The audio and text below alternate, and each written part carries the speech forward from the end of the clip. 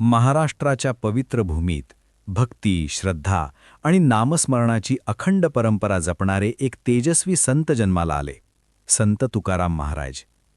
इसवी सन 1608च्या सुमारास पुणे जिल्ह्यातील देहू या छोट्याशा गावात त्यांचा जन्म झाला. त्यांचे वडील बोल्होबा आंबिले आणि आई कनकाई दोघेही विठ्ठल भक्त. घरात भक्तीचे संस्कार होते आणि मनात होती परमेश्वरावरील अपार श्रद्धा. लहानपणापासूनच तुकाराम महाराजांचे मन संसारापेक्षा अध्यात्मात अधिक रमू लागले. परंतु नियतीने त्यांची कठोर परीक्षा घेतली.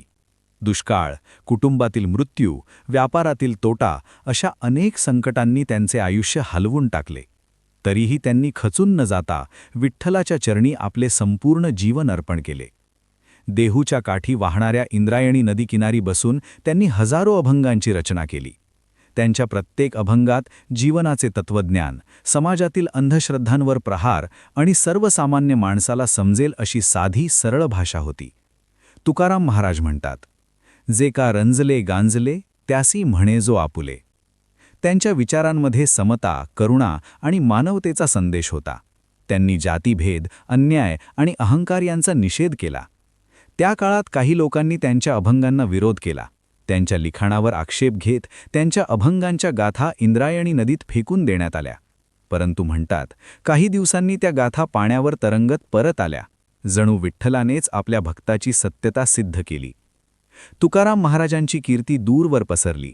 छत्रपतींच्या कानावरही त्यांची महती पोहोचली. महान पराक्रमी राजा छत्रपती शिवाजी महाराज यांनी त्यांना भेटण्याची इच्छा व्यक्त केली.